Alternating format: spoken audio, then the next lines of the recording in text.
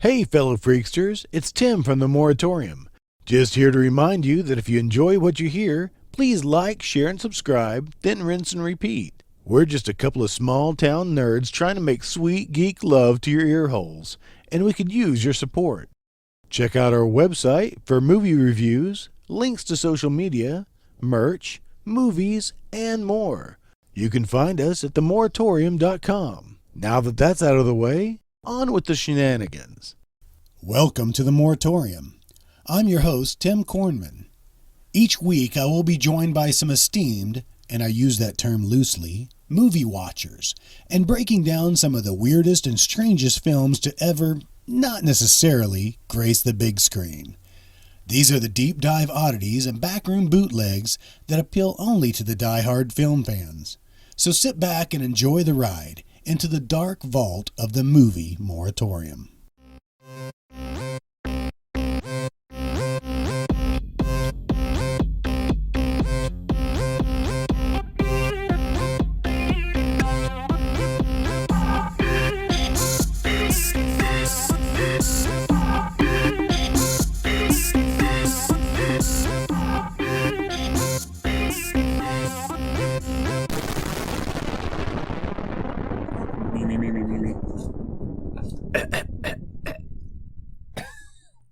Dude, I have gone down some rabbit holes. I don't know where I got started, dude. That I was going to say the exact same thing to you. I feel like I could fill up 2 hours just talking about all of the failed TV series that, that these actors were in, and that the writer wrote, that the director directed. Yes. I mean, it is wild.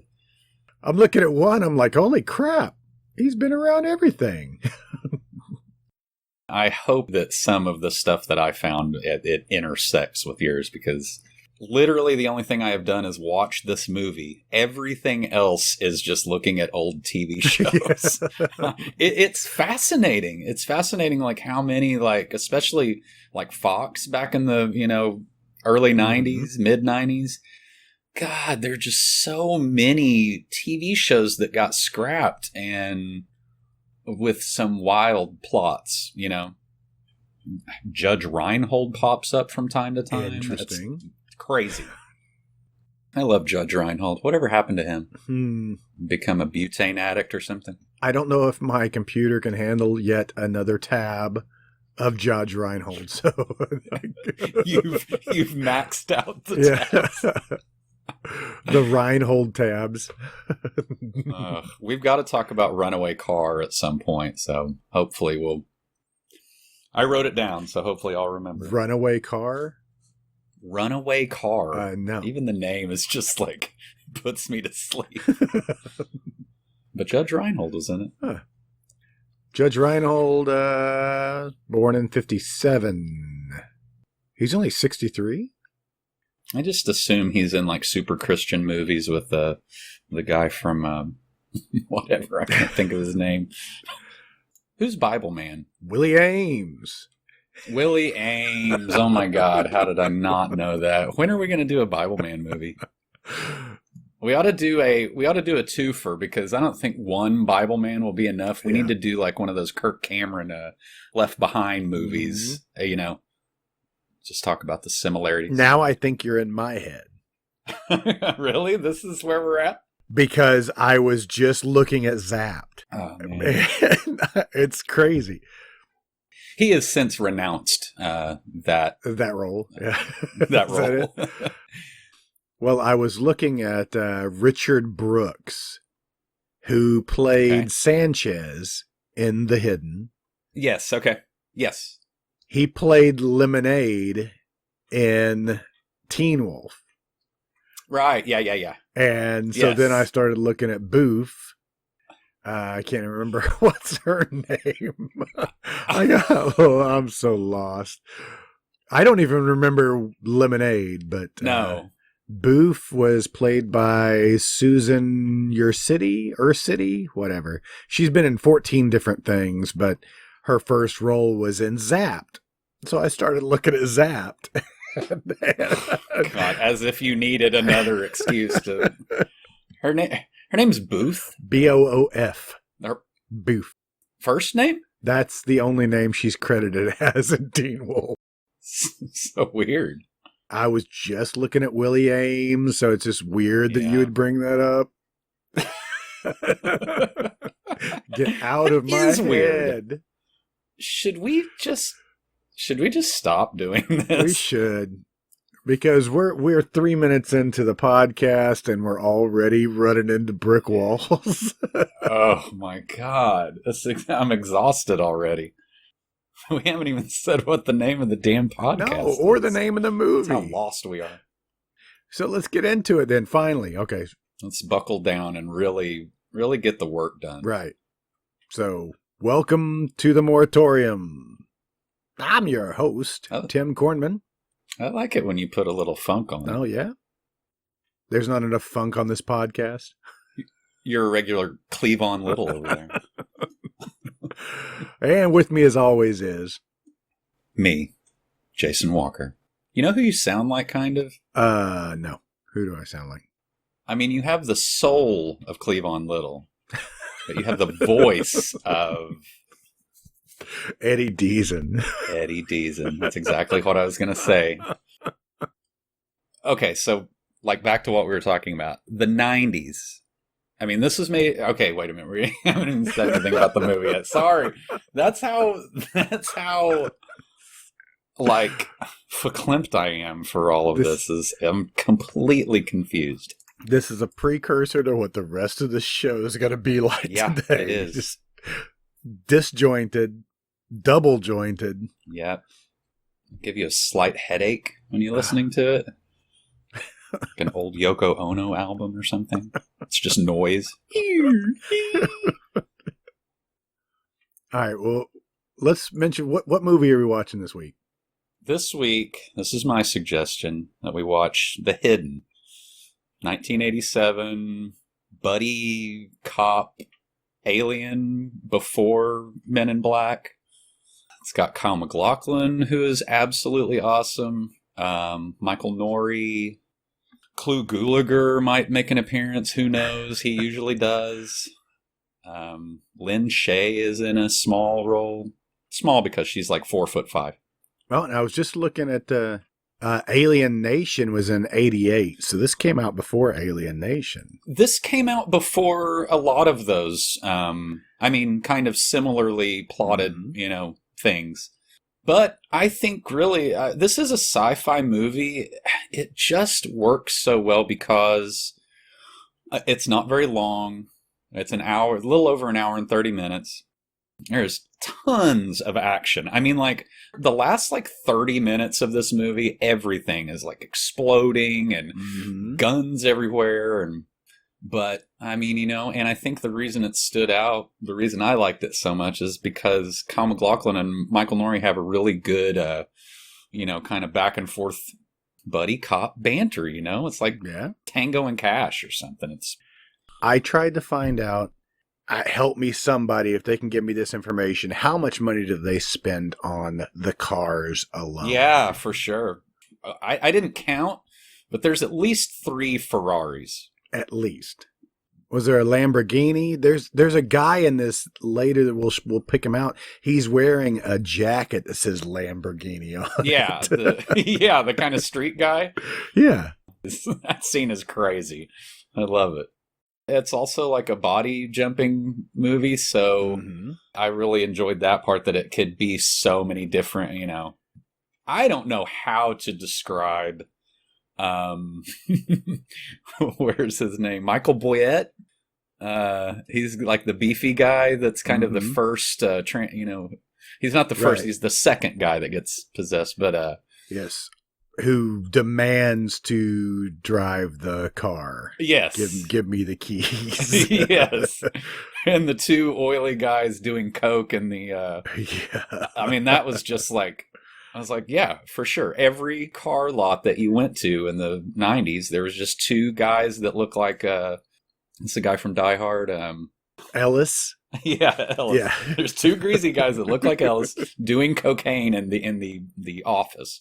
Not only are they doing cocaine, it's a little miniature Ferrari that has a trunk that opens up so there's cocaine in the trunk. Oh my God, I did not even notice that. Oh, it's awesome. So do you think that I'm really dumb about how that like advertising stuff works? I mean, that's product placement for Ferrari. So did they like and cocaine give them some cars to wreck? I can't imagine that. Those things would be like $500,000 cars back then.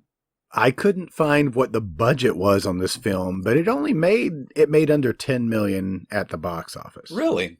Yeah, I bet home video was its big money making. Because I don't think I saw it until it was... This one was really under the radar for me, I think. Yeah, because 87, I was like actively reading, Fangoria and stuff, but this was definitely a rental. Yeah, I did not see this at the theater. Ed O'Ross is actually on the cover. Mm-hmm. I kind of looked him up. He's just a good, solid... I love these character actors. Yes, I wanted to talk about him. I've got a tab open on him right now, too. Got tabs on you guys. His acting style, and I mean, most of it's his face, He just has a thuggy face. Intimidating face. Yeah, Red Heat is probably the first time I saw him, I guess.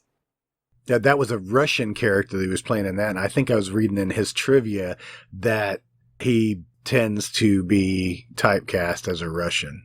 Interesting. Also, I don't know if I would look at someone and say, oh, they're Russian. Like, they're just Caucasian people. Often plays Russian characters. He's a former Golden Gloves boxing champion. Oh, that's why his nose looks like that. Yeah.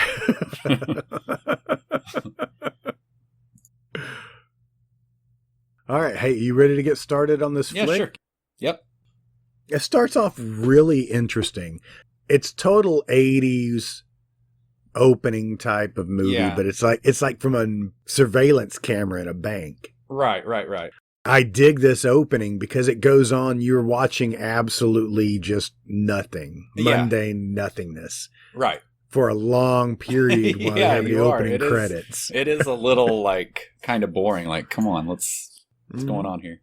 So you get a guy that shows up in like a trench coat. Yeah. And just kind of stands at the corner of the screen, even looks at the security guard walking by. I know that later, Kyle MacLachlan, he describes this as when he sees something he wants, he takes it. Right. As the alien. Why does the alien need money? I was curious about this. Man, that's a damn good question that has just... Because it's not like he needs money to buy the Ferrari. Right. Is it just it's like the worst of us or something? Making a comment about that? I don't know. I don't know. So 3 security guards, I guess, that are taking money out to the armored car, maybe? Yeah, the truck. And he just opens fire on them with a shotgun that he hid in his trench coat. Yeah. And takes the money, stops to smile at the camera before shooting it out. Right. Well, you got to do that. I would think any bank robber would be like, yeah, yep. You're on candid camera. Mm-hmm. Okay, so this actor, oddly enough, is one of the ones that I didn't even look up, although he is he has to have been in a ton of stuff because... I recognized him immediately. And what's his name? His name is Chris Mulkey. Oh, he's from Twin Peaks. Oh, of course. That's why I know him. So him and Kyle MacLachlan both in Twin Peaks. I think there might even be another Twin Peaks use your big words. Reference. I'm sorry. I got caught looking at his face. There might be another Twin Peaks reference in here somewhere. Dude, he's got 257 credits under his belt. Jesus. He is one of the cops in First Blood. David Caruso, and he's one of the cops. I don't think I knew that one. And he gets real creepy in that. It gets real creepy in this. Yeah, for sure. But yeah, okay, so he's Peggy Lipton, the girl that works at the diner. It's her loser ex-husband, I guess. So anyway, for you Twin Peaks fans, that's who he is.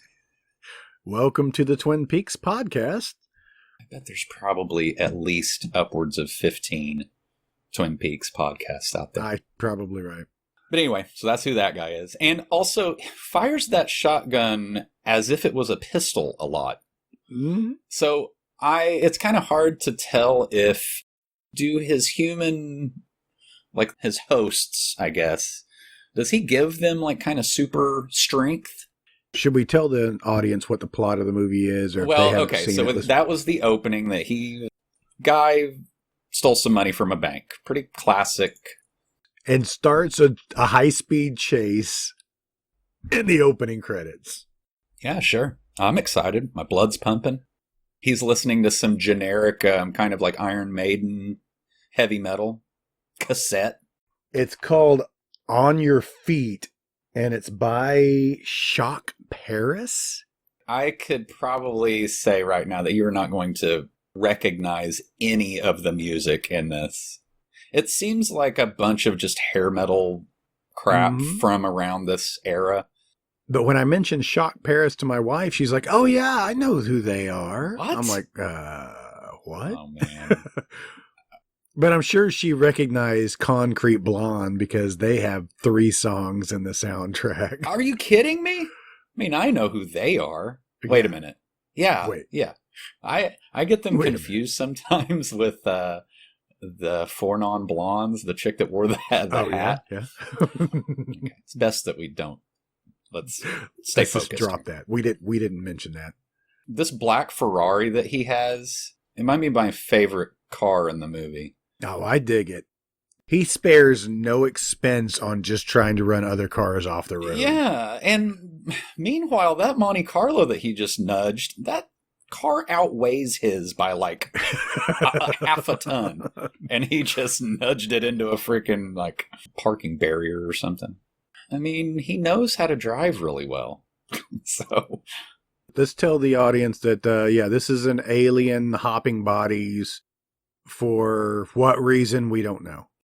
You know something's up with this guy because he, the only thing he does is just kind of sneer evilly at the cops. But other than that, it looks like he's having a great time. So you're already wondering, is he on drugs?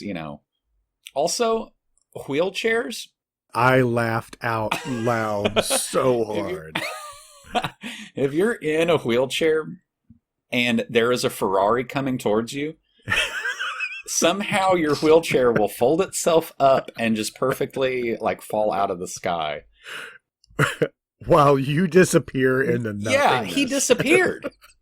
He's like in a tree or something. He must have been launched into a bush. I guess. That's the only explanation. I mean, the director's cut, we follow up with that guy. It's like talking to the cops or something. Yeah, it was the weirdest thing. I just flew up into a tree, and then the cops came and got me. Wild. And somehow I fractured my spine and was able to walk after that. Yeah, I feel great. That was very weird. There are several scenes like that it's utterly hilarious. Yeah, the physics don't really... So immediately, though, our good guy, Michael Norrie, the good cop, right? Yeah. I guess he's been kind of tracking this guy for a while. This guy's wanted from a couple of states. Is that what it is? Yeah, you mean, is it just the bank robbery? Is that why they're chasing him, or that he's done this before? They're already talking to like his neighbors or right. such. I've got a picture of him here. They know he's on a rampage. His neighbor looks like he plays for like the Utah Jazz or something, because his shorts end like right where the kind of ball sack. I mean, I don't want to say ball sack so soon in the podcast, but they're not doing nothing. He might as well be wearing like pull-ups or like a. This is the 90s. It was cool if guys did that. So we've got a high-speed chase still. So Michael Norrie and his buddy cop, what's the other guy's? Edo Ross. Yeah. I love these roadblock scenes. Mm-hmm. There's like 5 cop cars and just like a million guns. I like it just before that because they do the normal action movie trope that there's always two guys carrying an oversized piece of plate glass across the street. Right. In front of the Ferrari, come barreling down. Right. The factory across the street makes giant panes of glass, and it just so happens that the business across the street needs one. And there's no parking any closer than this. Right. Right. It's weird. But not only just shattering the glass, but clipping both of these guys. Yeah, that's like 50 points right there. If this was a video game, he would have pulled that off. And he downshifted to hit him and just loved it. Yeah, like, I really got to get these guys. I'm going to be mad if I don't. I also love the trope of whoever's in, whatever detective's in charge, he can just walk up to another cop and take their gun. Yeah. It's like, well, I was using that guy. Where am I going to get one? I guess I'll just hunker down behind this cop car. I'm not doing jack shit. I don't know what's with his hair. He has a helmet head of hair. He is for sure Chris Sarandon's doppelganger. He looks exactly like Chris Sarandon, which is weird because he was also Dracula. Yes. In a TV show. I am definitely bringing that up later. Yes, I have a lot of information about the made-for-TV Dracula. If after this burned out car, finally, if they get the fire out, if like a bum came along and shit on it, that's like the only way that they could degrade that car anymore. Literally did everything to it. Oh, yeah. And it's a Ferrari. Totally destroy it. Some stuntman is just crying on set, like, why did they have to do that? So they blows through this roadblock. Of course, Michael Norrie's the last one to get out of the way because he's like, I'm the tallest guy here. I'm going to do whatever I want. I'm going to call Chris. Check back in with him. He gets out of this car and starts walking towards the cops, and, all bloody and such, drops his cash, and just smiles, again, a shit-eating grin. Yeah. Like he's having a blast. A blast. And one more shotgun blast gives him a blast as the car just explodes. Everything explodes. It does go up in just a mushroom cloud. That is not how, I don't think that's how that works. I think I saw on Mythbusters that does not happen. It looks fucking awesome. They did not spare any expense when it came to blowing shit up. Pyrotechnics. Shooting things up. I love it. Squibs and pyrotechnics. That's why we're here, really. Is that it? That's what's getting me going. And Kyle MacLachlan. Which, Kyle, he does great in this film. Yeah. He really does. Without even knowing what the plot is, really, he looks otherworldly. He's super pale. I think it's that hair. That black hair, he looks like an android. Yeah, there's a little exposition right here from Edo Ross talking to the walk and talk. Yeah, to the doctor about, well, we hope he doesn't last through the night because he just went on a freaking killing spree. He's killed like a million cops. I was going to say, Kyle MacLachlan, when we first see him, I mean, he is straight-laced. You buy that he's an FBI guy. Yeah. It's not until he goes back and has dinner with Michael Norrie and his wife that he starts acting weird. Yes. And kind of robotic. Yeah, you're right. And I just wonder, savvy viewers probably understand this plot from the moment it's, you know what I mean? Like, it's pretty classic, Of course, I'm trying to think of what would be like that before 87. Like, was this the first movie of that type? I don't know.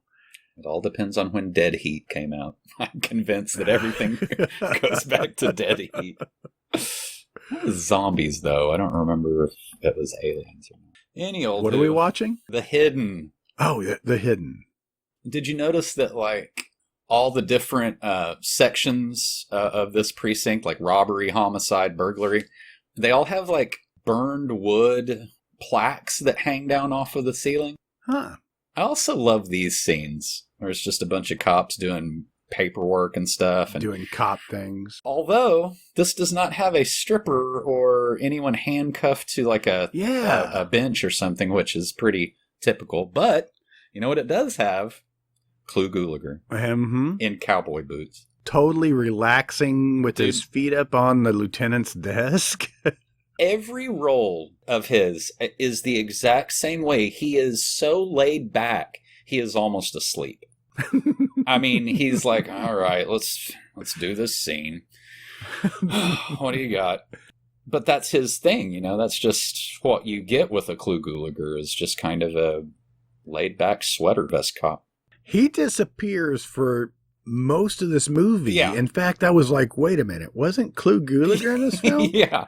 Did he die and I just didn't notice? Did I nod off somewhere? Did they cast him as one of the other cops and then, like, I don't know. It just seems like you're paying a lot for a Clu Gulager at this point and just not utilizing him very well. All right, back at the movie here, because I'm still 11 minutes into the film.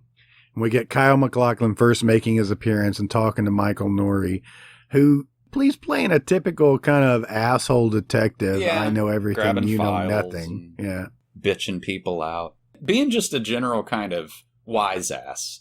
Mm-hmm. Okay, they didn't have a stripper or anything like that, but they did have like kind of the undercover type cop, you know? He's like dressed in like street clothes, but he's got his badge on a chain around his neck. Yeah. Okay. So you can count that off on your okay. cop show bingo card. Let's do that. Every time we'll do cop show bingo. Okay, cop show bingo. I mean, it's like Night Court. You would have a blackout in every episode because they've got screaming and yelling, strippers. We're going to get to some strippers here in a little bit. Cool. Can't wait. So we're back to see, I already forgot his fucking name. Chris Mulkey. Yeah. In the hospital, as what you can already tell, you're already getting an idea that he's otherworldly. Yeah, he's still alive after being shot a million times and blown up a couple of times. Yeah, and he's pretty burnt. He's got like 3rd-degree burns on his face here. Yeah. It's like Edward James Olmos in high school or something. It's what we're looking at. That level of craterization. Yeah, he got almost pretty good. You can see around the here and here. But, I mean, we jump in pretty quick to divulge this alien thing. Mm-hmm. 12 minutes in, and we've already got all of our characters, I think. But obviously our alien guy is he's not very smart, jumping from this, you know, decently strong man. Yeah. Going into a feeble guy who's on the edge of a coronary. Right. I think they said he had a massive heart attack. Right. He's not expected to, like, make it through. Yeah, he's reckless. This alien is reckless. This slug-like monster thing? Explain this, man. I dig it. That is why I'm here, is the, like, fly larva gloopy, you know, which, honestly, it's basically an action movie because you don't see that thing a ton, you know? No. But yeah, this is the first real, like, the first transformation, seeing this thing crawl from the mouth of freaking Chris Mulkey and go into... that alien thing is really gross. That little monster is really... Yeah. Grody. Totally dig it. The amount of slime that they're putting on it is... It looks like a embryonic fly a little bit. And when it hooks its hairy legs around the mouth, it's pretty... And just kind of forces its way out the gullet. Yeah, and you're thinking, it's not going to fit in that guy's mouth. What he's trying to... It's going to have to, like, get in somewhere else. But no, they just cut away and then cut back to it, and it looks like kind of an octopus butt. Yeah, kind of a squid-like tentacles. Squid, yeah. Yeah. But we don't necessarily get an idea of where this thing came from. No. Now, is Kyle MacLachlan, spoiler alert, is he from the same planet as this thing? They, unlike a lot of these other movies that take the time to explain that, this almost feels like they had a script for something that wasn't like supernatural or something, and then they just threw that in. Because otherwise, it would be a pretty good, just cop. Yeah, it's like a detective movie with aliens. Mm-hmm. I don't know that it would add that much to it if you got a, total, And we do see the body transference later in the film. Again, spoiler alert, at the end with Kyle MacLachlan, and he doesn't have this fly larva, nasty squid creature coming out of his mouth. No. Maybe they ran out of budget by then. Maybe. I don't know. But that wouldn't I don't like that either. But at the same time, he enjoys loud music and fast cars. So yes. I don't know. Now I'm going back on what I just said. I need to know what these aliens do on their, their planet must be ruled by the band Poison. Maybe. Is it like when, we play, low 8-bit video games or something? It's all fun to them. Yeah. But then again, we'll get to it later, but Kyle MacLachlan also had a partner that you're following, a parallel storyline where both of these cops have lost people to this thing, Well, let's just enjoy the visuals and let's not get too caught up in all of that crap because they didn't. Obviously. The filmmakers didn't. So there's a nurse and a doctor that run into the room because they find... That is a smash cut to them giving him the defib. Because all that happens is that guy falls down and the next second you're looking at that guy's pasty belly and they're giving him a... Right, and they're like, well, this guy's gone, but we can still save this guy. Yeah. The guy that came in with, I think they said he had chronic gastritis. Oh, God. That's why he's kind of bubbling up as he's... In several instances in the movie, he's just belching and farting. Later on, when he is just fully in alien mode... He runs, and it is the craziest thing I've ever seen. It's almost like they have a fit guy that is wearing a big guy costume. Yeah. Because he is hauling ass. But then he plays it off well as oh, wait, my heart can't keep... This human's heart cannot keep up this pace. Right. Do you know off the top of your head, was there a hidden sequel? Yes. Because it seems like I saw that. I think I didn't look too far into it because it basically, none of the same actors, not the same plot or anything, so I just didn't look at it. I don't even think it's written or directed by... No, I don't think it has anything to do with Jack Shoulder. Yeah, Jack Shoulder. That's such a weird... It's kind of a weird name. Did Jim Koof, did he write The Hidden? Yes, Jim Koof. Yeah, Jim Koof wrote it. Oh, okay. He wrote The Boogans, Up the Creek. We already went all through that. Okay, right. Yeah. I knew that, yeah. Is that how we're saying it? Koof? Koof. Okay. But it was as Bob Hunt, if you remember that. Right, yeah, because we were trying to make it into a dirty name because it just seems like... What is Wacko? Is it about Michael Jackson? Oh, wait. That's that was Jacko. Didn't they call him Wacko Jacko or something? I'm sure they did. If you click on Wacko, we could make a podcast just about this movie. It's got Joe Don Baker, George Kennedy, Julia Duffy, Andrew Dice Clay. Holy shit! It's a Koof joint. He's a Koof joint. He wrote it. What do you think the deal is with writers using? They're not even Alan Smithy. They're just variations of the same name. Is that for some kind of... Is there a reason they do that? Maybe. You didn't even mention that Wacko was directed by Graydon Clark. I didn't want to.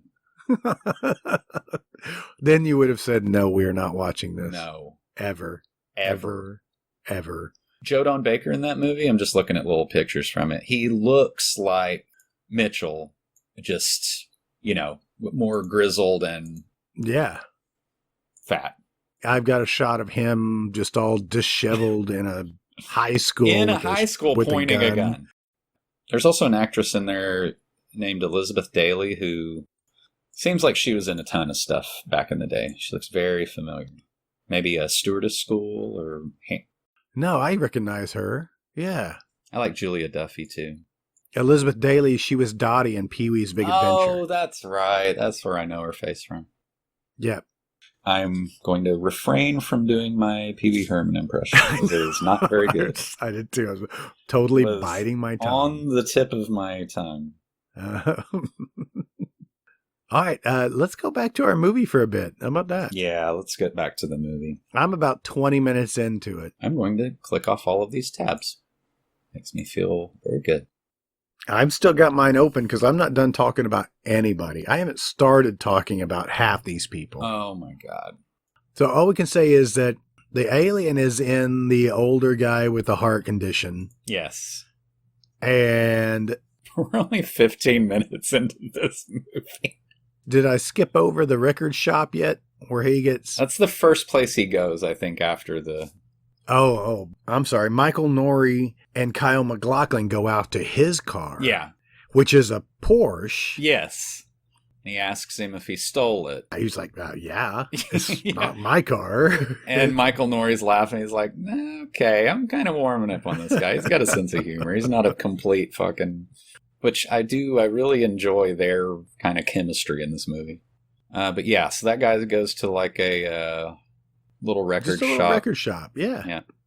In one angle, that guy looks like the guy from Nightmare on Elm Street, the boyfriend that they try to, I'm talking about, tall, dark, handsome dude. Mm-hmm. I can't remember the actor's name. Thought that was him. It's not. I could have just kept my mouth shut and everybody would have been fine. Been just fine. I really like the actor that is playing the second vessel for the alien because he looks like a pretty cut and dry, juror on, like a TV police show or something. Yeah. But his facial expressions and the way that he kind of like carries himself, he's like 300 pounds or something. I looked that guy up and there's not much. I mean, he's just cop number 2. It's mostly just that type of stuff, which is great. That tongue thing, though, that kind of tells you that they're, it's their tell, mm-hmm. Is gross. I don't like it. I asked my wife about that. I'm like, he just licked his lips? Yeah. Do you... And she's like, yeah, it's kind of like a lizard type thing. Yeah, okay, sure. It was very strange. Yeah. Oh, I've still got a lot to talk about with Edo Ross, so... Okay. Well, let's do it now. I'm looking for us to get a little bit further into the movie. Oh, sure.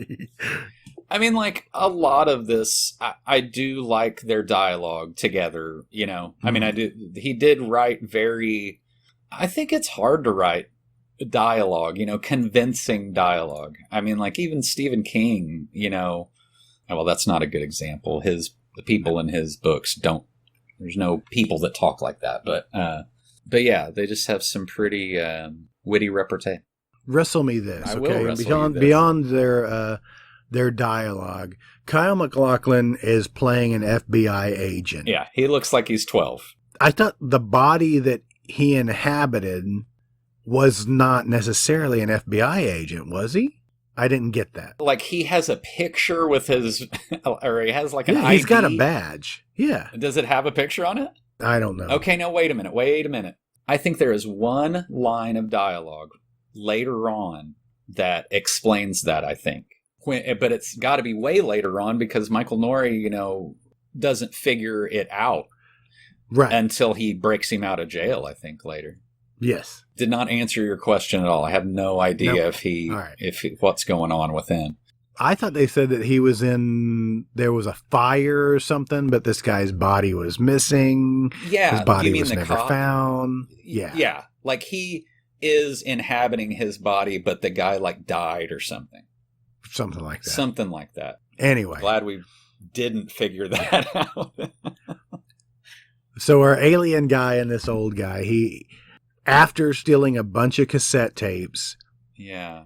Steals a boombox. Which he's looking through those tapes Can he touch them and hear them? Because why does he know any name of any... Yeah, I don't know. Or is he just looking at the cover and there's like 4 guys that look like girls and he's like, oh, that's what I'm into. But him eating lunch with that boombox next to him. That is a crazy scene. He's just kind of rocking out, kind of playing the drums at this fork as he's feeding his... Yeah, in like a scummy diner. It looks like Father Guido Sarducci is cooking in the kitchen of that diner, which is not good. Okay, also, this is bringing up some more questions. He is watching TV, and they're talking about... Yes. That doesn't jive with, like, the rest of it either. But it does later when he goes to inhabit that body of said senator or what. Right. So he's watching this senator as he's being interviewed saying, well, what are your plans for the future? Yeah, right. Okay. I just glossed right over that. So he's actively like trying to, he's saying it's not all about like exploding cars and listening to heavy metal. He actually has like, all the burping and farting is gross. I know. Just so gross. We must be synced because. Yeah. He just made a face like, uh-oh. Yep. That pink Ferrari is fucking awesome. He sees that car and just goes running after it. Running down the street. The actor, I'm worried that he's going to have a heart attack. Not the guy. Like, I don't think he's acting. He is actually having some type of palpitation. Did I use the right term? Sure. So, do these aliens have poor impulse controls? Is that what it is? Unclear. They see what they want. They have to have it. I assume. I mean, maybe it's so boring on their planet. Like, they're intelligent, but then they're just like, bug people. I don't know. I want to know more about this species. They automatically know how to use weapons. They know how to drive. Mm-hmm. So that just makes me think that they've been here before and they're just like coming here on vacation or something. Are there more like them?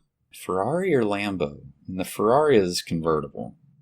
No, well, that's a Ferrari outside, but yes, inside it's a Lamborghini. That guy's tweed jacket is crazy. And that looks like budget Paul Reiser that he's talking to. Yep, yeah, I can see that. Yeah, just like that. So poor impulse control, he wants this car. Yeah. He just has to have fast cars, loud music, and a death wish. Is that what you have to be for this alien? I guess. Well, I mean, I think he's just so reckless because he knows that he can just jump into another body. Although, he's kind of having a hard time. You're right. He's making decisions that if he really was serious about just like hanging out on Earth, he should be way more discreet about what he's doing. So the 2 guys are going inside to work on the deal about this Ferrari when our alien dude gets in the car and you see who they send after him? The bouncer? Yeah. I will have to look up this guy's name, but he was a boxer on Digstown. Oh, okay. He's also in Do the Right Thing, which is what I know him from. Okay. You're right. They are doing coke out of a little toy Ferrari. I was like, that can't be right. But then there it is. That guy's office, he needs one of those Nagel. A Nagel painting? That's exactly it. He has to have one. He's got like a cigarette organizer too, which is... I guess still in 87. Yeah, it's cool to smoke all the time. Yeah, it's okay to smoke, do coke off of... That jacket looks hot. It looks like he is uncomfortable in it. It's very uncomfortable. But remember when you used to be able to go to the Tulsa State Fair and win coke mirrors by throwing darts into balloons? I think I had a Guns N' Roses one. It was like the cover for Appetite for Destruction. I did not do coke off of it. No, I didn't either. I had several of them, though. I distinctly remember winning that through the balloon dart. Yep. So he's got his Ferrari. There's a couple of dead people back there. He killed everybody. I love those scenes. That's a real like sleepaway camp scene where the guy stayed alive long enough to fall through the door, It's like, Yes. they do that a lot in horror movies where somebody opens a closet and somebody falls out, and you're just like, Mm-hmm. did the killer prop them in such a way that, like, how did they know that the guy was going to open the door from the other side? So this is solid detective work here. What I see in these Mhm. scenes, though, is that they are really reckless with preserving the scene. The forensic, like, part of the operation doesn't even exist. No. I kind of get the feeling that in 87, maybe it wasn't as, Mhm. it's not like they've got DNA that they need to collect or anything. But they're just, quickly Right. touching the bodies and rifling Yeah, through yeah. things. They are. They're reckless cops.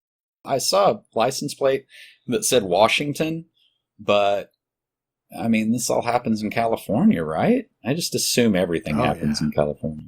So now, with him driving this Ferrari around, you get the first sense that now is interested in women. Which has not been explored. So basically, he is the worst. Not only is he an alien, he is a typical high roller that believes that he should be able to get everything he wants. He points at that Oh, my girl God. and to tell her to get in the he car. gives her finger guns, basically. Or a finger gun. It's like, and she's like, fuck off. Yeah, so, but just that he has some kind of, a move is weird. Like, he's done this before. Mm-hmm. But I mean, like, what is a bug? I don't know. Well, maybe, take this for instance, I was reading for The Hidden Part 2 here. Okay.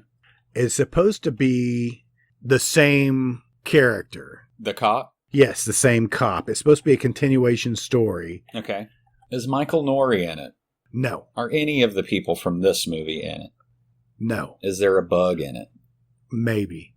It reads, the alien criminal from the first movie is dead, but left a few eggs which are hatching man. now. Really? So the good alien who still inhabits Tom Beck's body has been waiting just in case this happened. Unfortunately, the presence in his body has taken a terrible toll on it, draining it of life energy. Additionally, relations with Beck's daughter, who is now a cop, blah, blah, blah. I'm not interested anymore. I can't read any more of that. No. So they just totally trashed it.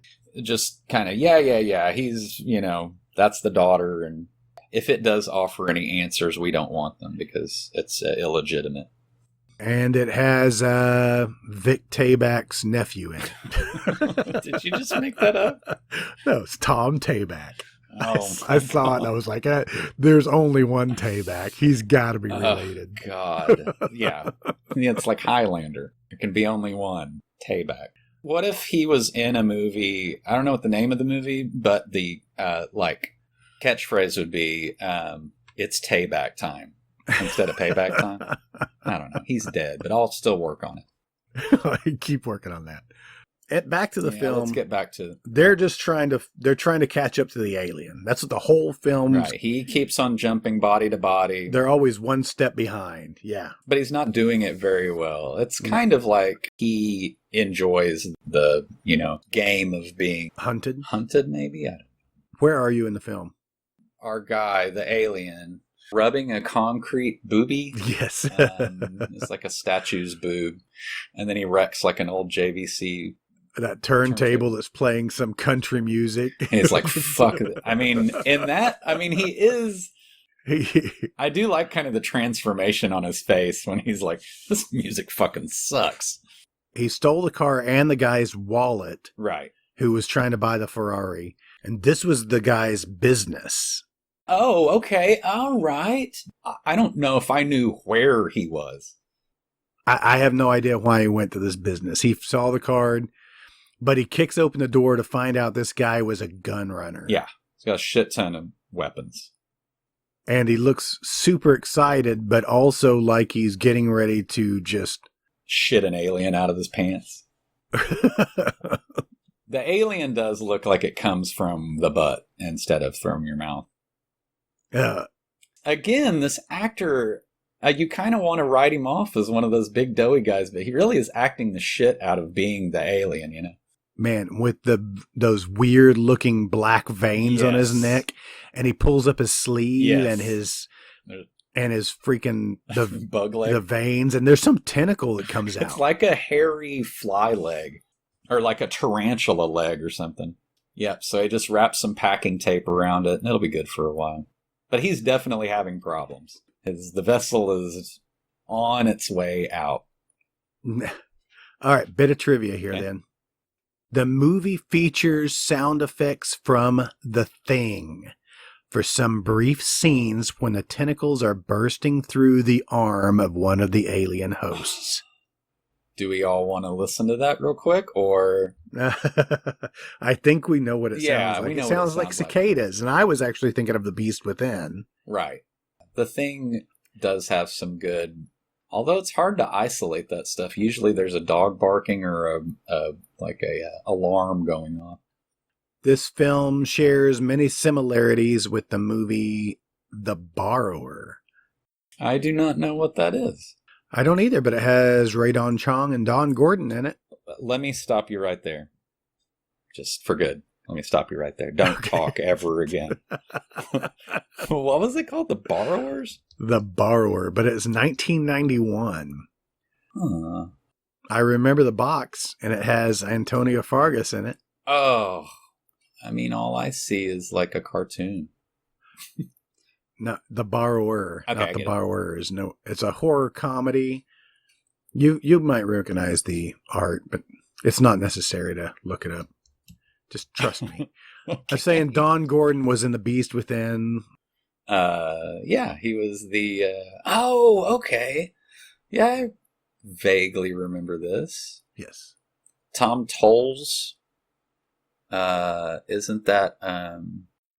He was the other guy in Henry, Portrait of a Serial Killer. He is a crazy, creepy looking dude, and is actually like a really nice guy. He's scary looking. He was 6'3", huge guy. He's a scary dude. Yeah, I might have to look that up. Antonio Fargas. Okay. All right. The Hidden. Yes.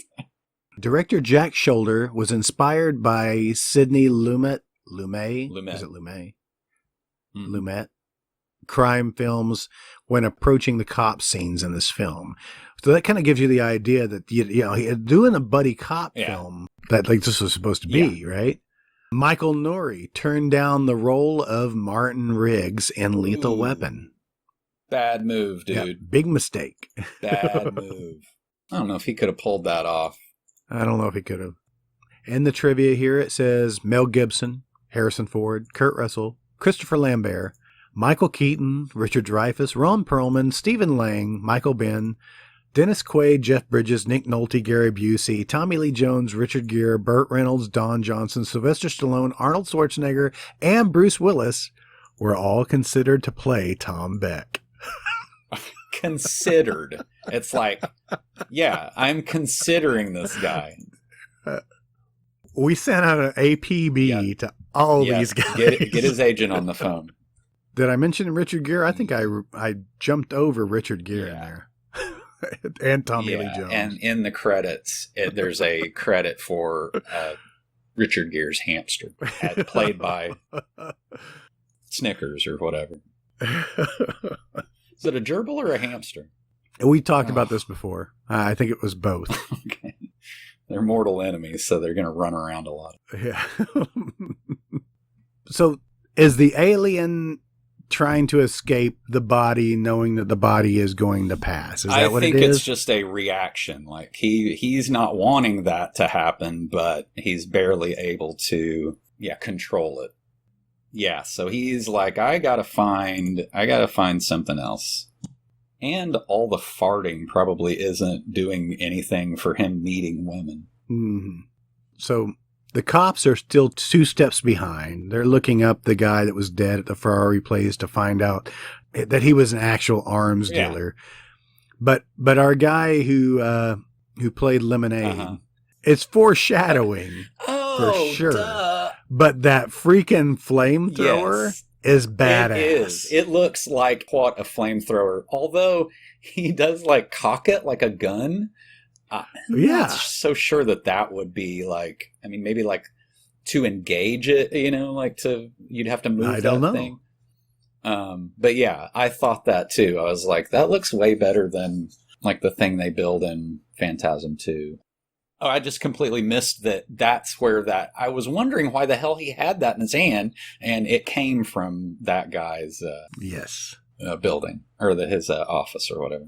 Can we get to him at the strip club? Because that is... Yes, please. This scene, I think, after the strip club is like my favorite scene. Oh, so first off, I guess Kyle MacLachlan gets invited back to Michael Norrie's house for dinner. Of course, which is, that has to happen. But this is where the transformation comes that you see in Kyle MacLachlan.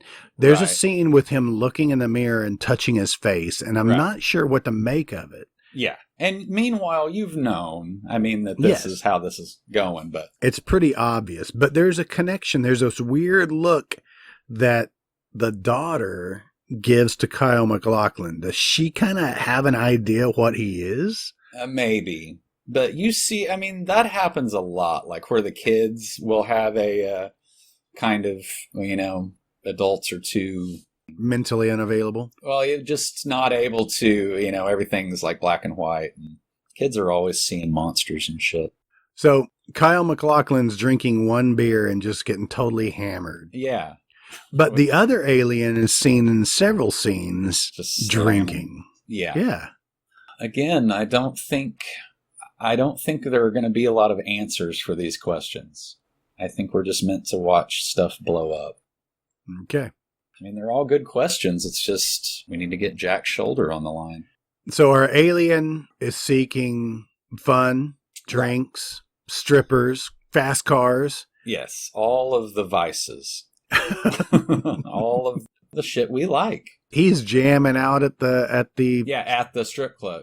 I'm sorry, I just saw a scene that I guess I didn't notice before. It's panning down from him kind of drinking and bleeding on the bar. Yeah. It pans down to show that he has a satchel full of guns.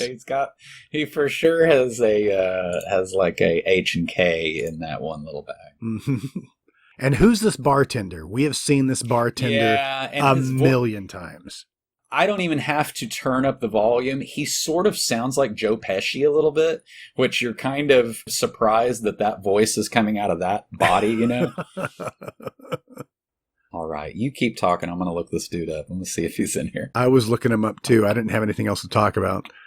I am totally on this guy. Okay, go. He still has the medical bracelet on, too. There's not a whole lot of nudity in this film, but Claudia up there dancing with, I guess, she has very prominent areolas. Yeah. Let's be tasteful here, but seriously, it does look like she's wearing like fake nipples on top of her nipple. Yes. Like nipple extenders or something. It looks like she's wearing one of the t-shirts from Running Scared that Billy Crystal and Gregory Hines are wearing. Whoa. What did we say about Running Scared? Not going to talk about it in the podcast. When did we make that rule? That has its own podcast. Oh.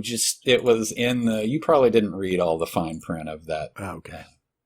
So Claudia's dancing and she strips off her bottoms and she has a dollar bill G-string? Question mark? You'd get a lot of paper cuts off of that. Yeah, also, she had like the plastic from like my old Trapper Keeper from school as a skirt. So I don't think she's too concerned about, but yeah, you're right. You would think she would get a paper cut. So the cops spot the Ferrari out on the street. But yeah, so are we going to talk about Claudia Christian? Claudia Christian's been in a ton of stuff too. She has a whopping 143 credits. Not nothing. She's got 2 director credits. Oh, you know what? She's been busy. When I looked her up the first time, I was looking at Hexed because I thought I had seen it before. Yes. Saw that at the theater. But it has Ari Gross in it. S. Is that how we're going to say his name? Because he's going to come up again. I always said Airy Gross. Airy? Sure.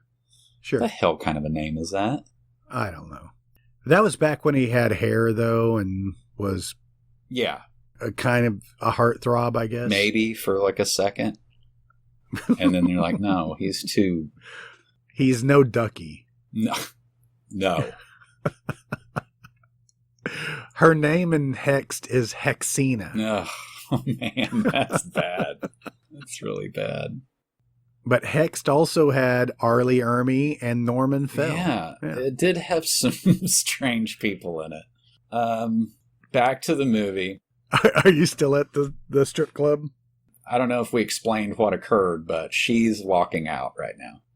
Well, basically, he went into her dressing room and took over her body, and now the alien is in this hot stripper body. Yeah. I had the movie paused on her butt, like kind of hanging out of her dress for a good 4 or 5 minutes while I was looking through IMDb. I've got some trivia. On her butt? On her butt. Let's hear it. Whatever you say next is going to be a lie. Claudia Christian plays Brenda the stripper, likes to tell 2 stories about her experience in the film. First is the design of her wardrobe. The producers found her breasts visually inadequate. What?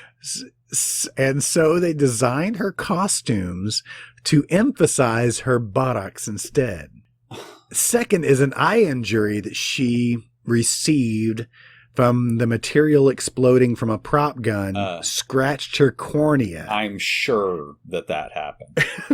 There is so much shit on and around her. But they found her breasts visually... Who did? Inadequate. Jack the Shoulder, producers. You're a fucking idiot. So they took a nice red dress and cut the ass out of it so you can see her walking away. That is a very weird dress. When I first saw it, I was like, not even strippers have those dresses. It's just like as if it's just showing butt cleavage. It's like the front of a dress, but on the back.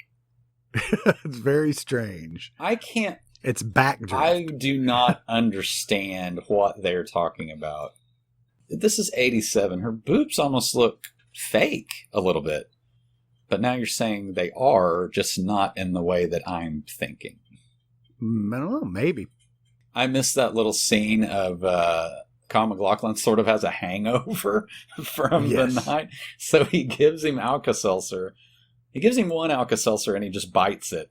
And he's like, you're supposed to put it in your fucking water, you idiot. Well, later on, he's given some aspirin and he throws that into his glass of water. And you see him in the background just tilting that glass up, trying to get the residue of the aspirin. So good job playing an alien. You know how to drive. Yeah. You know how to shoot guns. Don't understand how. So they're investigating the freaking big guy in the stripper's locker room while she had walked out and I guess decided that, she can get plowed by this weird guy in the Lamborghini jacket.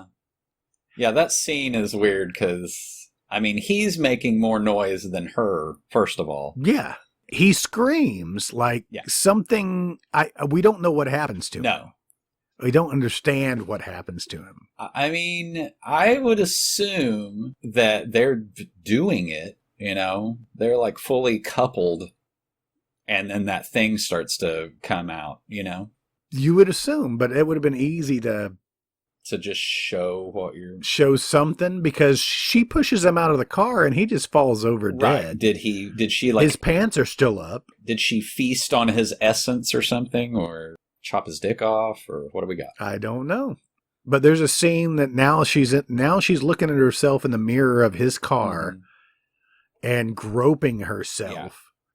What all piece of shit guys say if they were like ever going to become, exactly. I just play with my fucking boobs all day. Really? You would? Yeah, so now they're in hot pursuit. There's some weird car stuff in this. It's like a mint-colored caddy. Yeah. Jack Shoulder had to have had a buddy that was like a car dealer or something. That's the only way that I can... That had to be it. So, but she gets pulled over and gets out being all sultry, touching herself. And the cops are just like, oh, hey. Yeah. Hey there, can't wait to frisk you. Cops are all complete idiots, except for if movies teach us anything. This car chase, though, with Claudia Christian driving the Cadillac and Kyle MacLachlan driving the Porsche, this car chase is insane because the drivers of the vehicle, she turns around and just starts shooting at him, not paying attention where she's going. With like a futuristic 12-gauge shotgun. So Michael Nouri leans out the passenger side, and he can't hit shit, I guess, as he's firing. So Kyle MacLachlan says, take the wheel, and he's kind of leaning out the driver's side. Yeah, he kind of gets his body out of the car and just blows her tire off. He's firing out the driver's side window for quite some time, even when they go around a hairpin fucking turn. That's not... Is Michael Nouri just like holding onto his belt or something?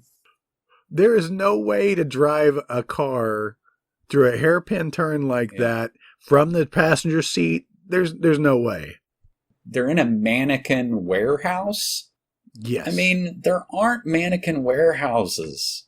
There was one in Tulsa. Are you kidding me? Out on 11th Street. No, I'm not kidding, because I went to it. Why? It was no reason. Okay, well, we don't have to go into that, but did it look like this? Was it like a 2-story, like... No, this one was pretty small, but it had fixtures and stuff, but you could see, you could rent or buy any kind of mannequin you wanted. No questions asked. It's Friday. I got to take my mannequin back or they're going to charge me extra. Got to get this mannequin back to the mannequin warehouse. But this is creepy kind of tourist trappy building with all these mannequins. Yeah. Do you think being in a mannequin warehouse would kind of freak you out a little bit? Yeah, it would. And it would be especially hard if you're trying to aim a gun at another human when there's like a bunch of... I mean, I get it. Yeah. It's just... Can't you ever crash into, a regular shop? Yeah, it always has to be a candy store, maybe. Like crash into an accountant's office or something instead of like a Mr. Bulky's or like a warehouse that just stores like fluorescent light bulbs. I don't remember what movie that was, but there is for real, like, they run through a fluorescent bulb warehouse. That's all it is. That's awesome. And the only reason they do that is so that they can crash cars and, like, shove people into fluorescent lights, and they break. So they are totally shooting up this warehouse, and she goes up to the roof. I think Michael Nouri is finally getting the idea because he's like, she has been shot like 6 times and not going down. Kyle MacLachlan just stopped on the stairwell to touch the blood and sniff his fingers. That's the second time in this movie that he does this. There's another scene where he touches blood and sniffs it. Yeah. But that's a pretty... Yeah. Put that on your bingo card. I see regular cops doing that too. What we need to do is weed out the ones where they actually like put it up to their mouth and like taste it. Because that happens too.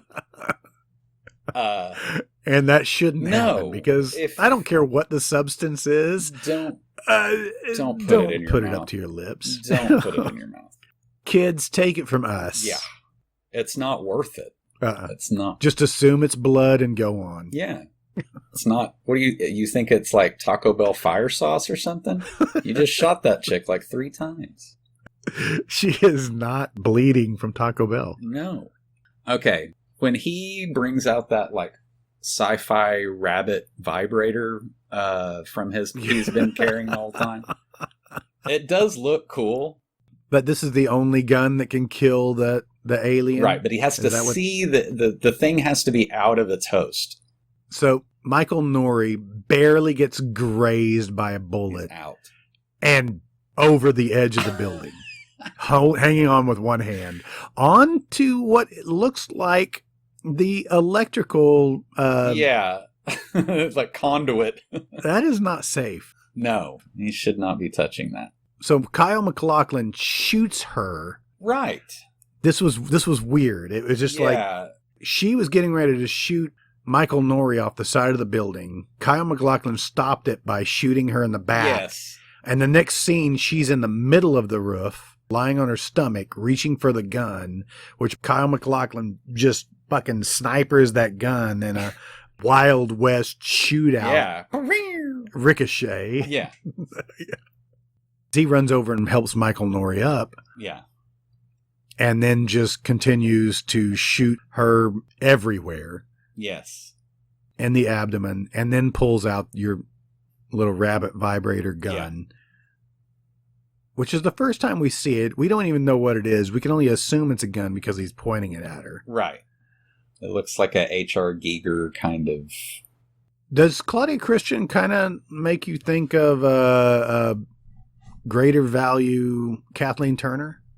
Yeah, maybe. Great value. Yeah. I like her, though. It's a really disturbing picture of her in A Gnome Named Norm kissing Norm.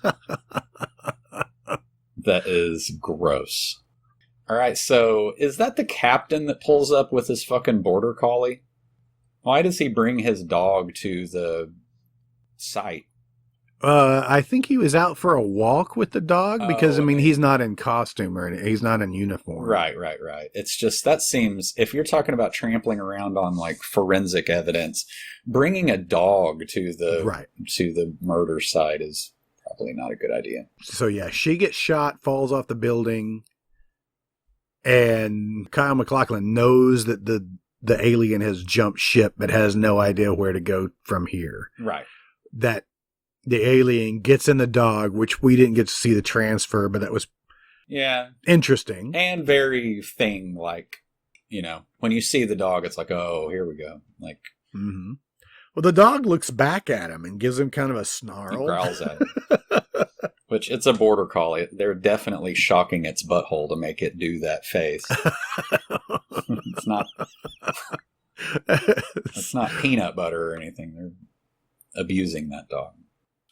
Yep. Oh my God. Another cop trope. Getting a arm, it's always an appendage, and then walking around with just that arm in a sling with the coat jacket just off, Mm-hmm. Yeah, and he says, if you look at his jacket, he was shot in the shoulder pad. Yeah, right. That's all pad. The only other guy that's at the precinct looks like Jason Silverman a little bit with that tiny little black mustache. Yeah, I see that. Wait a minute. Jason Silverman, is that the guy from Weekend at Bernie's? Okay. I don't think that's who I meant. That's Jonathan Silverman. Jonathan Silverman. You were thinking about Jason Schwartzman. Yes, that's who. Thank you. Yes, because I pictured him. And you're like, that's not who. Maybe if those two had a bastard child together, that's who this would look like. Maybe. Yeah. Got to get their DNA. This big, tall drink of water, the ginger guy, it seems like I've seen him in some stuff too. He's always kind of I think he's always playing this character, basically. And he keeps getting shit on through this entire thing. He's the one that keeps Michael Norrie just keeps throwing paperwork at him saying, here, deal with my shit. Exactly. Okay, so back at the lieutenant's house, when the dog is looking at himself in the mirror. Oh, I don't even want to. Let's just pretend that didn't even happen. We get it. The alien's in the dog. Mm-hmm. What if it had started touching its, like two little paws come up and it starts like touching its boobs? When the dog jumps through the kitchen door. Oh, yeah. To throw him into the refrigerator. And there's some like jelly, some strawberry jam coming out of his mouth. Yeah. It destroys that door, doesn't it? It just like explodes. Yes. Oh, I see. It's one of those like slats on the door. It just busts through those. But it's like, Chomp's 88. Yeah, that's what I was thinking. That's exactly what I was thinking. Or what was that? Man's Best Friend? Yes. That's a good movie. Okay, so so that happens with the dog. they've arrested Kyle MacLachlan, basically, right? They have him in custody, I guess. I'm not sure why.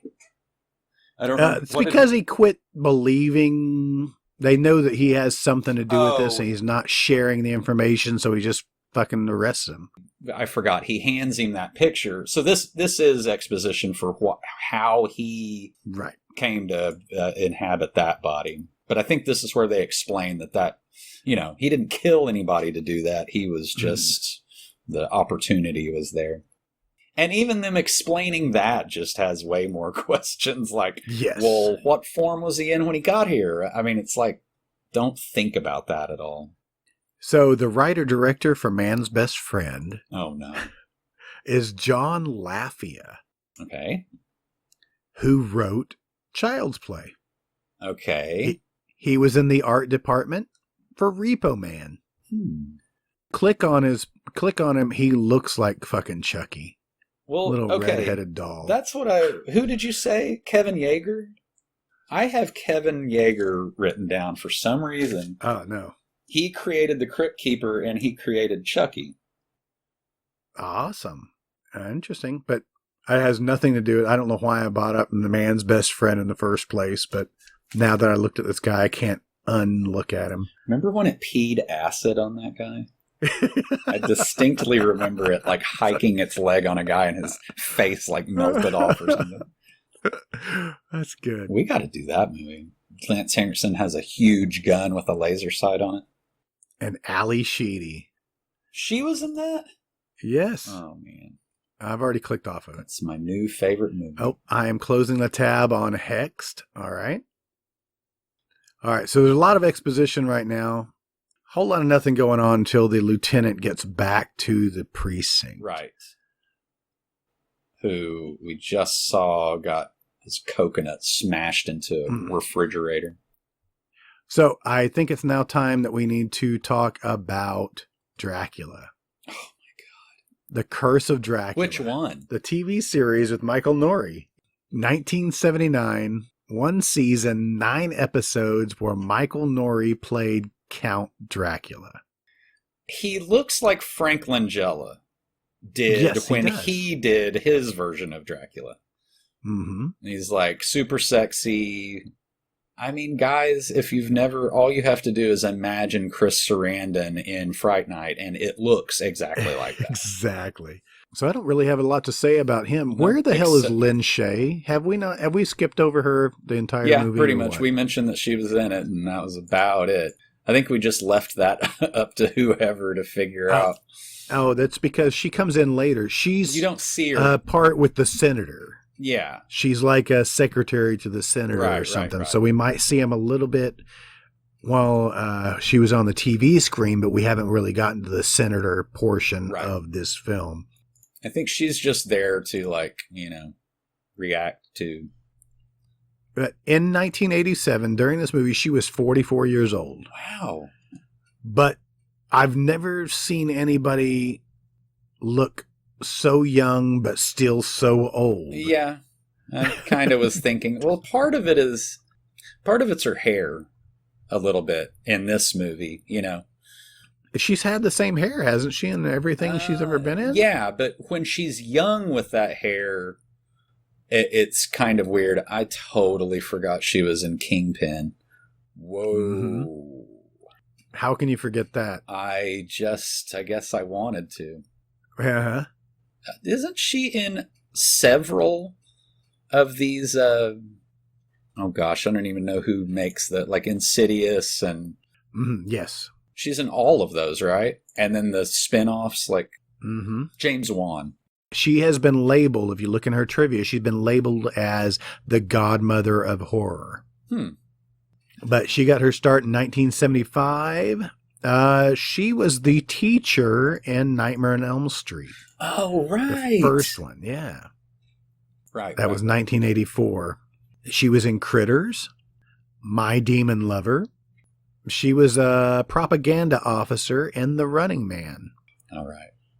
She was in Critters 2, Pump Up the Volume. What? Loaded Weapon 1. I love Loaded Weapon 1. How about Brain Smasher, a love story? How many times are we going to bring that up? Oh. And Wes Craven's New Nightmare. I don't remember why, but there's been a lot of talk about New Nightmare. I must need to go back and... She's in Project Alf. Uh-oh. What does that mean? I don't know if I want to know what that means. It looks like it's a TV movie for Alf. Cool. 1996. With Miguel Ferrer. You're making that up. Nope. Wish I was. Anyway. Yeah. Lin Shaye in everything. 207 credits. She's had like a career resurgence in the 2000s because of all those creepy James Wan movies. Awesome. Love her. Yep. Time is really weird in this movie. I mean, I haven't been concentrating on it, but now it's night again. I mean, is this all the same night that there's the strip club and the fight at the mannequin place? I mean, is that all happening? It's unclear. Yeah, he went back to like the police precinct and then went home. Yeah. He went back and talked to that ginger guy and wrapped up some paperwork, and it's like 4 a.m. or something. The big doughy guys in this movie, I do like that they really pulled off that alien thing really well. Like, I mean, I know it's not much. It's pretty subtle. Like, they just kind of don't have any expression on their face. Very robotic. This other guy is pretty damn good when he's creepy when he's talking to Lin Shaye. And he doesn't blink. I think that was a thing, too. Yeah. Yeah, maybe that's it. So, yeah, it's very strange. So, the alien is in the lieutenant. Right. Does he just go get a bunch of guns out of evidence? He goes to the evidence locker, you know, that every movie precinct has. I don't even know if that's a real thing. I don't know. But also simultaneously, the guy, they're like ballistics guy or whatever, or he's like the there's a the evidence. Yeah, he's like the evidence. Yeah. Like, I got to make sure this is a gun. I'm gonna shoot it a couple of times.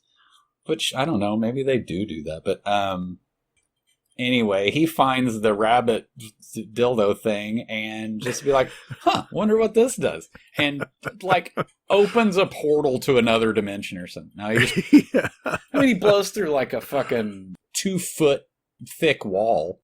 Yeah, concrete.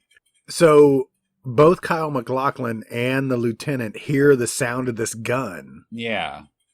It sounds like a little engine like revving up or something. The lieutenant comes in, steals a gun, a grenade.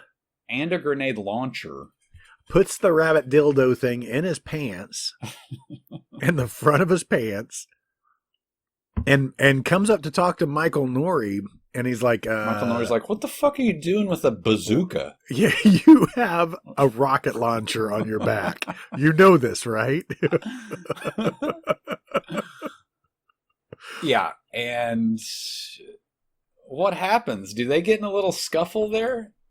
Does he say, like, you need to take me to your alien friend now, or I'm going to kill you? Right. All of a sudden, he's just got a gun in his face, and he's... Yeah.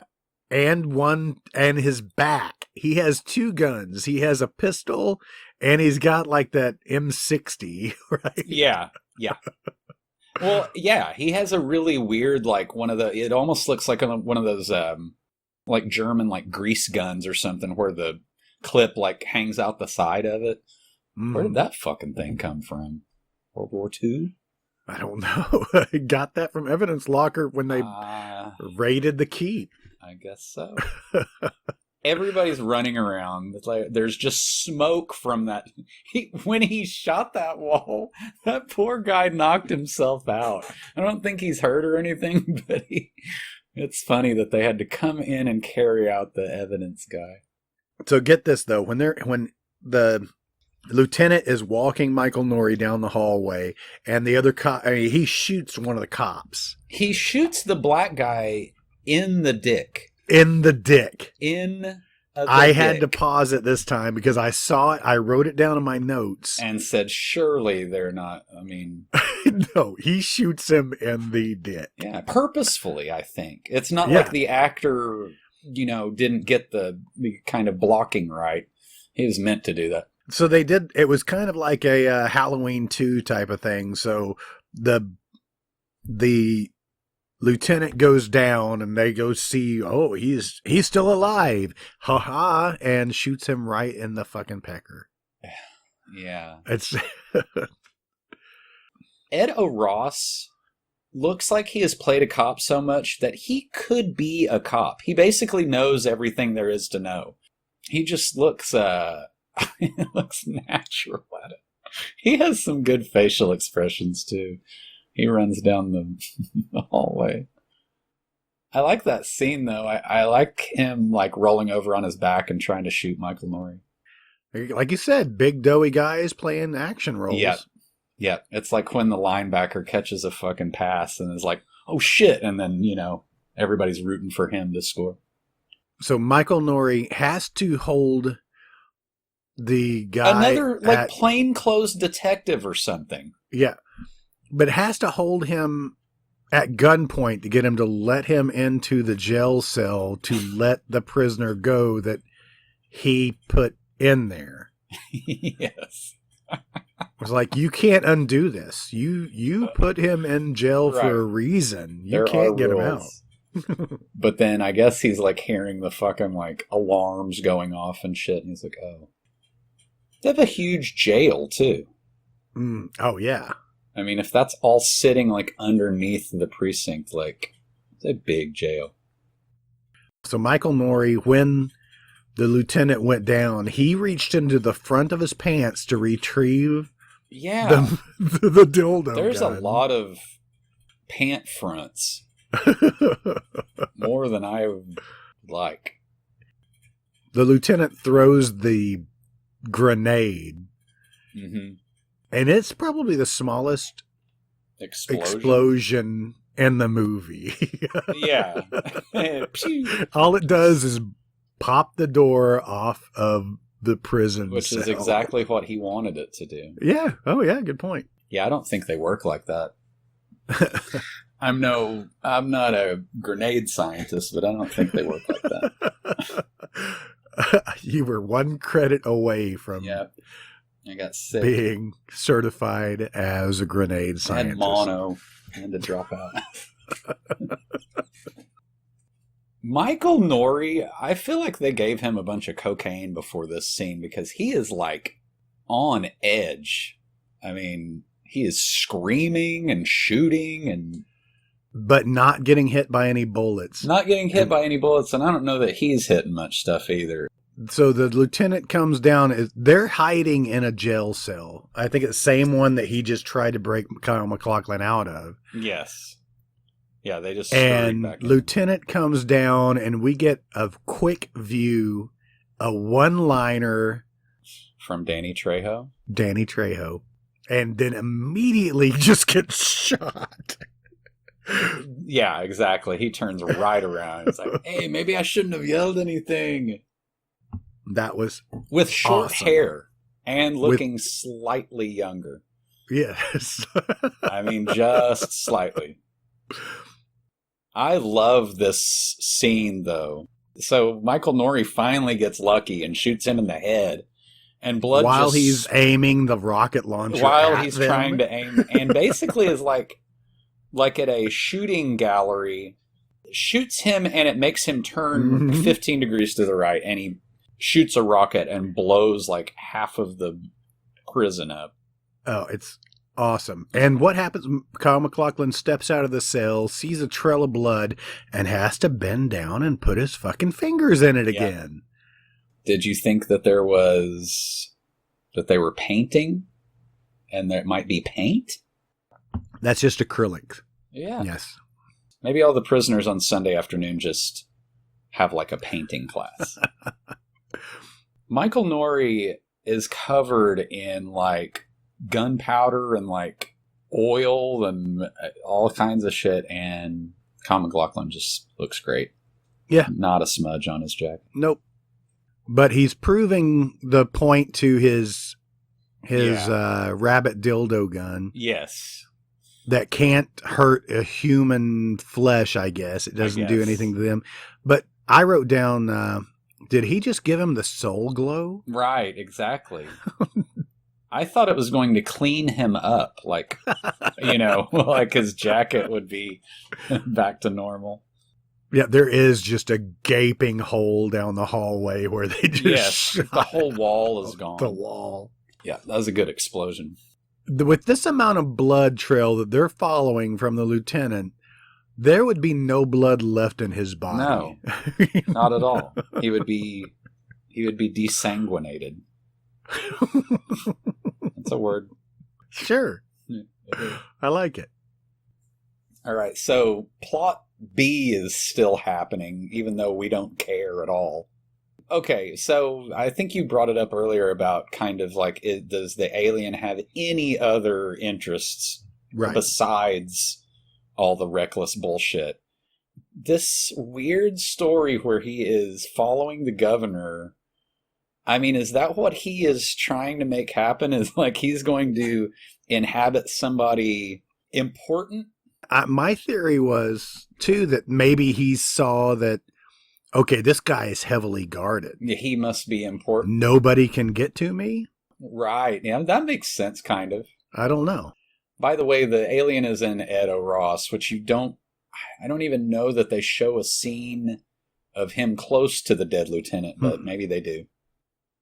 But now his acting is exactly like the other guys. He's just stone-faced, just like, and doing the weird lip thing.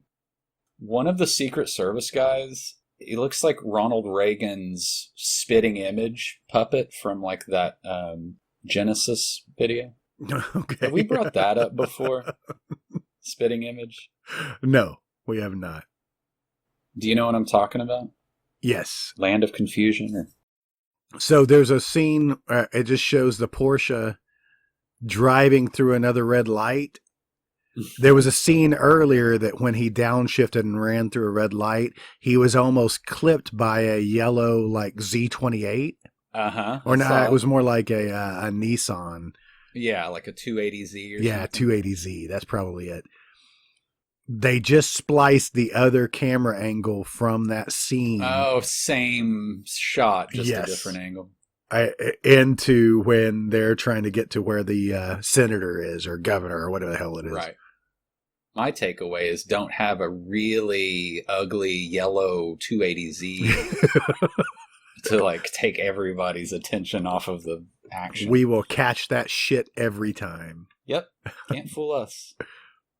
So Edo Ross is the alien, and he's trying to get close to the senator. Is that it? Which I'm glad that he got the chance to be an alien, because he does look good at, he looks like kind of a Terminator, And he's got like a bulldog face. He does. And he's got kind of like a Ray Liotta thing going on where he would almost look just normal, except he's got those crazy like light green eyes. Makes him look very... and the flared nostrils. That's a weird... So he shoots Michael Nouri. He shoots a lot of people, but he also shoots Michael Nouri like right in the lower abdomen. And there's a weird, gentle... He kind of lays down next to some potatoes. He doesn't fall straight down. He kind of like gently lets himself down onto potatoes. The Secret Service guys are really bad at their job. They're just kind of like lining up like stormtroopers for this guy. And everyone to a man, they're in a kitchen of some type for this, wherever the hell, some federal building that they're... Yeah, this hotel or whatever, They are... Just saw the potato scene. You're Well, they're using this next Secret Service guy that gets shot. He makes a big deal of like throwing all those like boxes and shit, and kind of does like a flip over a cart. It's really selling it. Are we to believe now that Edo Ross is now giving the alien to Lin Shaye? Yeah, but like, I mean, when did they have time for that to happen? Because there never was a minute where they were alone. Edo Ross saw her in the hiding in the hiding closet. In the closet, in the pantry. Well, wait a minute, it's not Lin Shaye though. But it did. Yeah, you're right. It went into the senator, and we don't. Yeah. But then I see why you say that, because she gave him kind of a weird look. Yeah. Maybe she knows that it's in the senator, and she's just like... because she never left his side. Right. Although, that would have saved a lot of trouble if she had just said, hey, it's in him. Yeah. But then also there's like 10 other... They're not going to let that happen because he's like being rushed out of the building. Very interesting. Man, I don't know. I didn't gather that before, but now I'm like, oh, now she's in on it? Yeah. But that's the thing about all those moves back and forth is like, this thing is a huge fly larva thing, and it takes a good few minutes for it to go into somebody else. Yeah. So, but anyway, it's fine. Oh, and then finally, there's Clu Gallagher. Yeah, Clu. Right. His name is Clu. C-L-U. Forget it. I think the senator looks like if Angus Scrimm had a brother who was like a dentist, and then Angus Scrimm went into movies. You know what I mean? It does kind of look like him. Yeah. A little bit. So the alien / senator discusses that he wants to be president. Yes. He actually just says to everyone at the press conference, I want to be president. And it's at some sort of formal dinner why is Clu Gallagher there? I don't know. It doesn't make any sense. But Kyle MacLachlan shows up with a big bag that he doesn't want anybody to know. He has guns or whatever. Yeah. And starts running towards the freaking senator and just getting riddled with bullets. Yeah, a lot. He's getting shot a lot. But when the senator grabs Clu Gallagher's gun and shoves him away just by the face. Like basketball palms his face. And just throws him a few feet over. Do you think Clu knew that it was going to be... I mean, do you think he like encouraged him to do that? Or maybe so. Or was this guy just completely like off script? I love this. So Kyle pulls out the flamethrower that he had in the bag and just lights up the senator. Yeah. And everybody stops shooting at him long enough for him to do this. That scene is awesome. I like all the cops pointing their guns at Kyle MacLachlan, but that effect of that thing coming out and exploding is fucking So the awesome. Alien crawls out of the still burning corpse of the senator. Yep. And everybody's like, what? Long enough for him to shoot him with a dildo. It's like, I guess Kyle MacLachlan, I guess he was right the whole time. We're sorry we shot you. So wait a minute.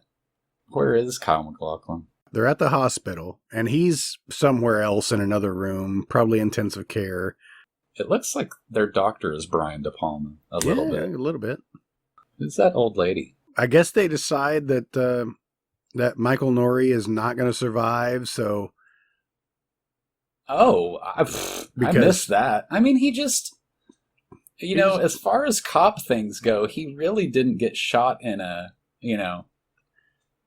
You either get shot in the head or shot directly where your heart is. Right. The bread basket, that's fine. That's fine. So Kyle MacLachlan just happens to be unguarded down the hallway. A minute ago, I mean, he should be in jail. Yeah. This was just strange to me. So this is where they ran out of budget, right? So he sees that Michael Nouri's dying and decides to go ahead and transfer his alien being into Michael Nouri. Well, kind of. I mean, I don't remember, is he healing him, or is that like... No, that's his alien being. That's his... Yeah. Almost kissing. Yeah, almost kissing, but looks like Primatine Mist coming out of his mouth. Does. Kind of like a minty... With a little bit of Retsin, yeah. Yeah. Ding. And mentholatum? Sure. They run in to see... I don't know what drew their attention to this in the first place. They were leaving. And all of a sudden it's like, oh, we've got to run back. Who knows? That has to be the kid's grandmother. Anyway, It's like, all of a sudden the alien just hills everything. It's the end of the movie, so I don't even want to like question that. Yeah. But there's a lot of questions. I don't know. I do have a lot of questions about that. I mean, that's fine. And we see this here in a little bit that the little girl, she knows. I guess I really thought that they were setting it up for her to like lick her lips or something, and the thing being her. Yeah. You know? That's the way all this is like shot and stuff. And who knows? I don't remember I might have fallen asleep by the end of this the other night. It's this slow scene where the daughter now accepts that there's an alien inside her dad. So you think that Kyle MacLachlan, his alien essence, is now he basically he didn't do that to heal him. He did it just because the opportunity presented itself. No, I think he did it to heal him, because I think that Michael Nouri was just about flatlined, right, when he transferred into the body. So Kyle MacLachlan falls over dead because his human shell is already dead? I don't know. But are you saying that are both of those guys in that one body? Or... Well, just like everybody else. So when the alien comes in, it owns the body. Right. Oh, man, I don't know. We might have to talk about this next week. Because I don't think that's what happened. I think he like gave him, like his essence or whatever, and it healed him. But I think Michael Nouri's still Michael Nouri. But we just read off what the hidden part 2 was about. Oh. Right? Yeah, but we're pretending like that one doesn't exist. It just doesn't exist. That'd make things so much easier. But I see that, if they were planning for a sequel, then it's not like he's being a bad guy by doing that, because he was going to die anyway. Right. Although you could argue that it's still Kyle MacLachlan's fault because it's their fucking alien that got let loose. So you're not a good guy. You're a bad cop on your world. But, that's not really why I'm watching this movie. Why are you watching this movie? I want to see multiple expensive sports cars smashed to smithereens. Yes, and run over plenty of bystanders. Yeah. Yeah. When it hits those two guys carrying that plate glass across the street, when that Ferrari hits them and there's blood splatter on the windshield, they flip over the vehicle. I mean, Ferrari is basically a ramp with wheels. That guy from Do the Right Thing, his name is Dwayne Davis. I just happened to flip past that. Well, that was The Hidden, and it was pretty badass. I liked it. Did you like this movie? I did enjoy this. I did, and it wasn't necessarily because of the music. Oh, man, I'm looking at the music credits right now, and I don't recognize a name. Some of these band names aren't band names. And it was hard rocking stuff. I mean, it was 80s hair band. It was rocking as hard as you could in 87 or whatever. People have learned to rock like way better, way more efficiently. Yes, since then. Factual errors in IMDb here. Masterson's M72 Law rocket would not have exploded so soon after leaving the launch tube. That I didn't need to know. Yeah. By design, the Law rocket must travel 10 meters before arming itself. How many feet is that? 10 meters? Damn metric system. I mean, a meter's less than a yard, right? Okay. A meter is 3 feet, right? No, a yard is 3 feet. You know what? Cut all this out. I don't even care. Yeah. So if we've learned anything, it's that Ferraris, when shot, explode into mushroom clouds, like a little mini Hiroshima. What did you learn from this? I learned that Claudia Christian has sufficient boobage. Oh my God. Whoever said that? That just makes me angry. Because I know that you're a boobologist. We've covered this before. I have a certificate that I got off of the internet from DeVry. Yep, DeVry. I didn't realize that the guy that wrote Insidious. Wait a minute. Is it Lee Whannell? Lee Whannell. Whannell? Oh, okay. Yeah, he got to start with Saw. Yeah, but I didn't realize he was in it. Yeah, he's like he's one of the people in the. He's part of Lin Shaye's groupies when they're going to investigate. Right. Yeah. Wow, he has a ton of video. I read the words video game and just said the words video game.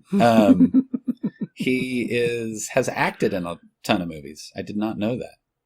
Yes. Yeah, actually, he's been very busy.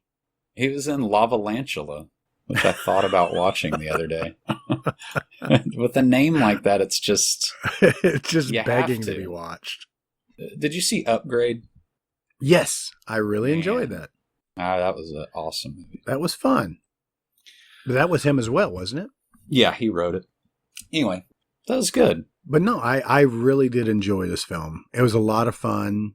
I think they should have broken Danny Trejo out of the cell, given him a gun, and let him just run around with everybody too. But oh man, Lee Whannell was in The Matrix Reloaded. Yeah, I saw that too. Interesting. I'm confused now. I need to look him up. They're making a TV series out of Upgrade. Yeah, I saw that. Did you see Invisible Man? Yes, I did. He wrote that too. I enjoyed that. That was an interesting take. It was way creepier than the one with Kevin Bacon, you know. Although that one was fun too.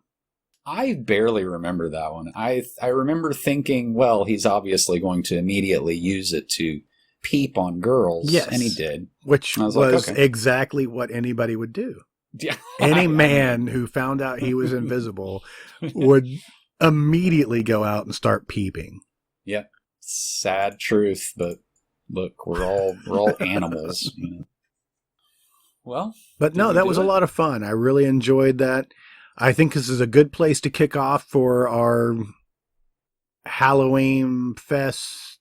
What are we going to call it? I put it in your lap. We settled on Toyotathon. We are totally going full on Toyotathon. We're slashing prices. So far, I have watched 2 films in preparation for this month-long of horror extravaganza. Just ramping up to Halloween. I am totally going down some films that I needed to, one, separate, but as well as just get my slasher fix on. Gotcha. I'm excited. I'm ready. I'm going to do some research. We are going to do some mini reviews on a bunch of horror films, as many as we can. Yeah. Stuff that we probably won't be able to watch because of our stupid rules we put upon ourselves. Maybe. But we'll find a way. You know, we'll bend the rules gently if we can. I think the yarn is on hold after this. Okay. We don't have to make any connections for our Toyotathon Horror Fest. It's like a hall pass. Yes. Is it possible that we could do, maybe if a movie has a sequel or like a spiritual sequel, we could talk about both in the same episode maybe? Sure. No, there's nothing wrong with that. Yeah, I got a good one. So I'm excited too. All right. I'm just excited about watching as many horror films as possible. Yeah, we don't have cable, so we kind of miss that, like, just endless AMC, you know, ramp up. Mm-hmm. The 30 days of Halloween. Yes. I don't get that anymore, and it kind of forces me to watch movies that I otherwise probably wouldn't. So I have to really get outside the box But granted, those movies that they usually have in those are a little bit boxed. A little bit, but then it seems like later on into the night, like after midnight, they will play some like old 70s, haunted house shit. And I've seen some strange movies on there before. I've seen some things. Yeah. They do some Bava, Mario Bava. Awesome. I can't wait. We need to play around with Bava. Yeah, we need to get back to the Italians. Yeah, there's a lot of movies there. Mm-hmm.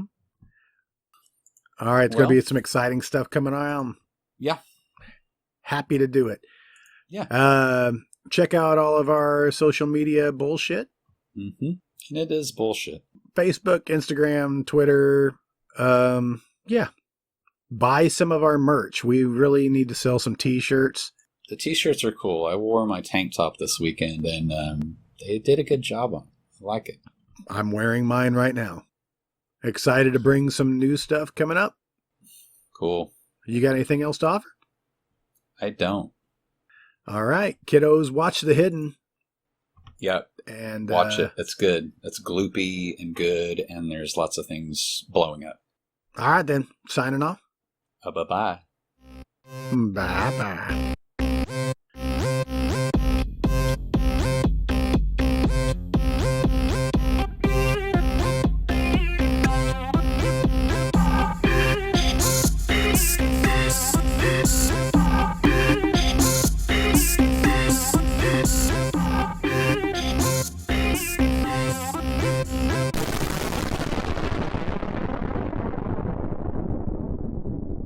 You've been listening to The Moratorium, an MT Cornfield production. For more fun and stupidity, stay tuned. Next week, Jason and I dive into a plethora of horror flicks to bring you our first Mega Monster Movie Mania / Toyotathon. We will be breaking down a ton of obscure flicks to get you in the mood for Halloween shenanigans. Check out our website for everything Moratorium, including movie links, movie reviews, merch, and more. Again, please like, share, and subscribe, then rinse and repeat. We appreciate your support. If you have any movie suggestions, or just want to tell us how much we really suck, you can contact us at moviemoratorium@gmail.com. Thanks for listening, and long live VHS. And it's panty-based, mainly.